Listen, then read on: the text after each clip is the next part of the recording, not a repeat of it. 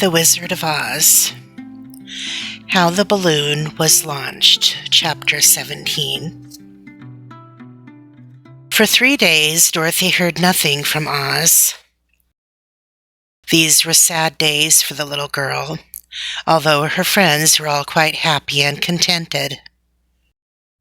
The Scarecrow told them there were wonderful thoughts in his head, but he would not say what they were because he knew no one could understand them but himself. When the Tin Woodman walked about, he felt his heart rattling around in his breast, and he told Dorothy he had discovered it to be a kinder and more tender heart than the one he had owned when he was made of flesh. The lion declared he was afraid of nothing on earth, and would gladly face an army of men or a dozen of the fierce Kalidas. Just do it! Thus each of the little party was satisfied except Dorothy, who longed more than ever to get back to Kansas. On the 4th day, to her great joy, Oz sent for her, and when she entered the throne room, he said pleasantly, "Sit down, my dear. I think I have found the way to get you out of this country." "And back to Kansas?" she asked eagerly. "Well, I'm not sure about Kansas," said Oz, "for I haven't the faintest notion which way it lies. But the first thing to do is to cross the desert, and then it should be easy to find your way home." "How can I cross the desert?" she inquired. "Well, I'll tell you what I think," said the little man. "You see, when I came to this country, it was in a balloon. You also came through the air, being carried by a cyclone. So I believe the best way to get across the desert will be through the air. Now, it is quite beyond my powers to make a cyclone, but I've been thinking the matter over, and I believe I can make a balloon." "How?" asked Dorothy. "A balloon," said Oz, "is made of silk, which is coated with glue to keep the gas in it. I have plenty of silk in the palace, so it will be no trouble for us to make the balloon.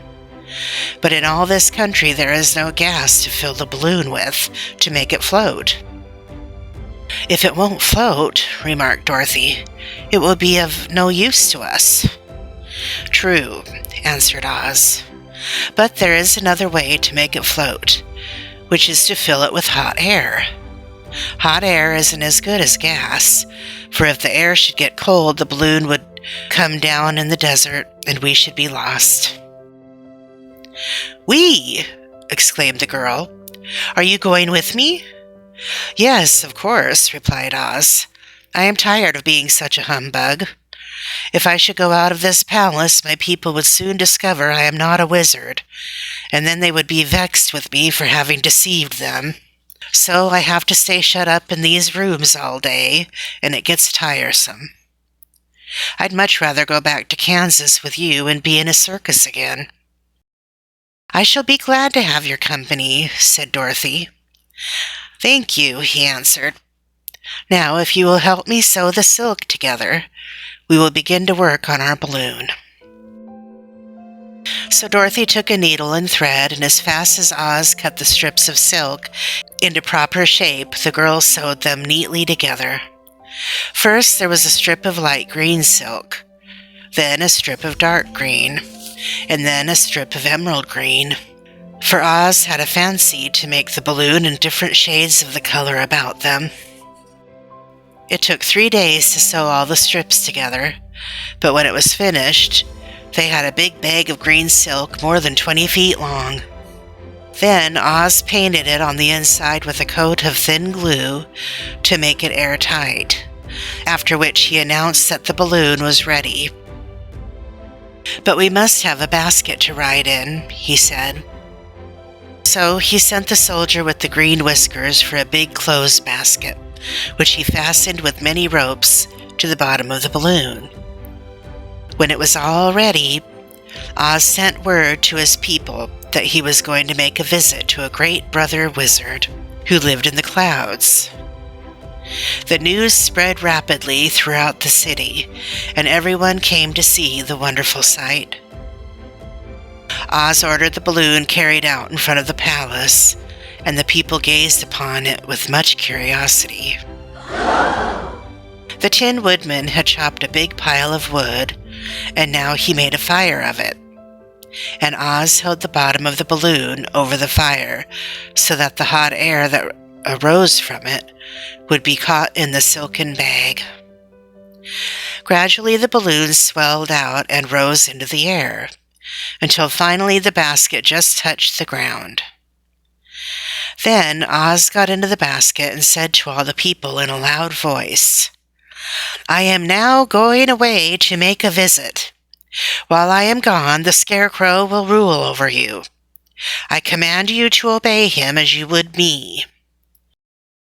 The balloon was by this time tugging hard at the rope that held it to the ground, for the air within it was hot, and this made it so much lighter in weight than the air without that it pulled hard to rise into the sky.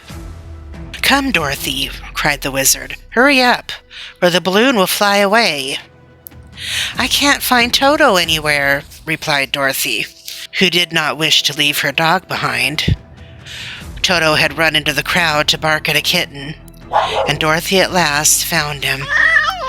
She picked him up and ran toward the balloon. She was within a few steps of it, and Oz was holding out his hands to help her into the basket when, crack, went the ropes.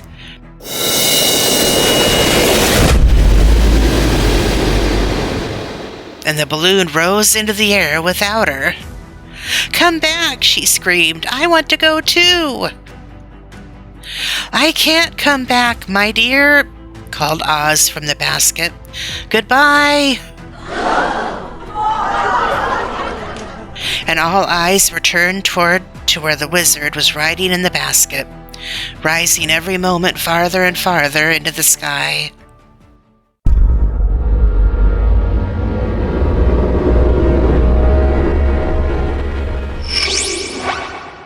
And that was the last any of them ever saw of Oz, the wonderful wizard, though he may have reached Omaha safely, and be there now, for all we know. But the people remembered him lovingly, and said to one another, "Oz was always our friend. When he was here, he built for us the beautiful Emerald City. He has left the wise Scarecrow to rule over us." Still, for many days they grieved over the loss of the wonderful wizard, and would not be comforted.